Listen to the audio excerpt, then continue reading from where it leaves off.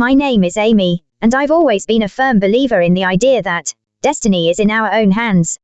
I've always believed that with relentless effort and determination, I could steer the course of my life and write my own story.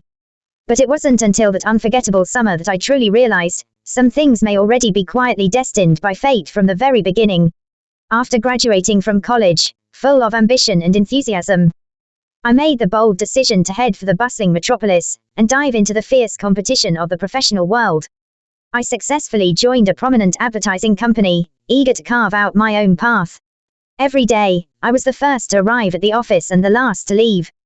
Countless nights, I burned the midnight oil in the office, meticulously crafting advertising proposals and fine-tuning creative details, all in the hope of winning clients' favor and my boss recognition. In one crucial advertising pitch, I led my team, dedicating over a month to preparation. We had high hopes for this proposal, believing its innovative and unique ideas would surely stand out. On the day of the pitch, I stood confidently in the center of the meeting room, presenting the key points and advantages of our proposal clearly to the clients and senior management. However, during the QA session, a client threw a particularly tricky question, one that we hadn't addressed in our proposal.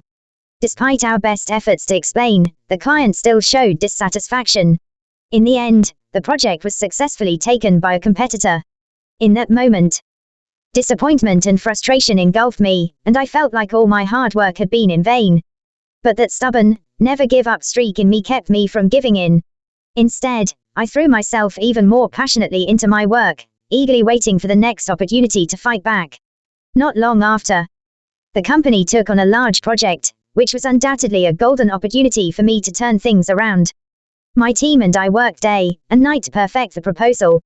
But just as the project was nearing completion, I suddenly fell ill and had to be hospitalized. Those days, I lay in the hospital bed, anxiously trying to keep up with the project's progress over the phone. But because I couldn't be there in person, some details weren't handled properly in time, which impacted the project's progress. In the end, although the project was completed, its results didn't meet expectations, and once again, I missed out on a promotion opportunity. After 2 major setbacks, I sank into deep self-doubt, and began to seriously question whether I was truly cut out for this job. Just when I was on the fence, considering changing career paths, the company sent me to an industry networking event.